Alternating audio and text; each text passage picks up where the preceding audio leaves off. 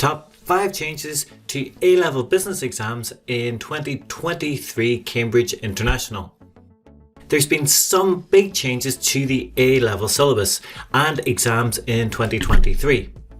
We are going to look at the most impactful changes so you are ready for what comes up in your A-level business exam in 2023 and beyond. It's Business Essentials is all about improving your grades in A-level business, specifically for Cambridge International exams. If it's your first time here, please subscribe to stay updated with the latest tutorials in Cambridge International Business. And if you're really serious about achieving top grades, download our free exam guide by clicking on the link above. So, let's get into it. Number 1, new paper. Where there were 3 A-level papers before, there are now 4. Where there was 1 case study at A2, we've now got 2 to contend with.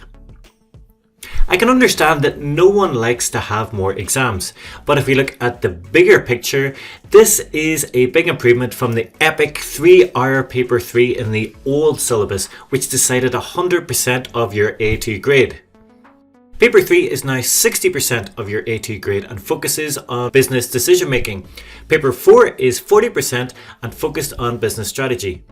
This means that if you've got a bad day in one exam, it won't impact on your final grade as significantly as before, where paper 3 was 100% of your final grade. Number 2, develop knowledge, application and analysis. Now we've got limited and developed knowledge and understanding, limited and developed application, and 3 levels of analysis and evaluation. For example, in the old syllabus, achieving 3 relevant knowledge points would be enough to score the 3 knowledge points. In the revised syllabus in 2023, the bar is higher for scoring developed knowledge, equivalent to 3 marks in 20-mark paper 3 questions. To achieve developed knowledge, aim to integrate pieces of knowledge throughout our answer to show understanding of the relationship between the different topics.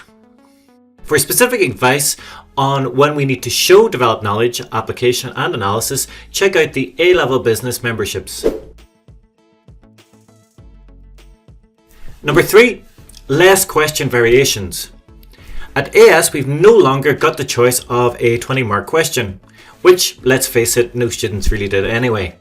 And at A2, Cambridge have cut the 10-mark and the 16-mark questions, but they have created a whole new paper.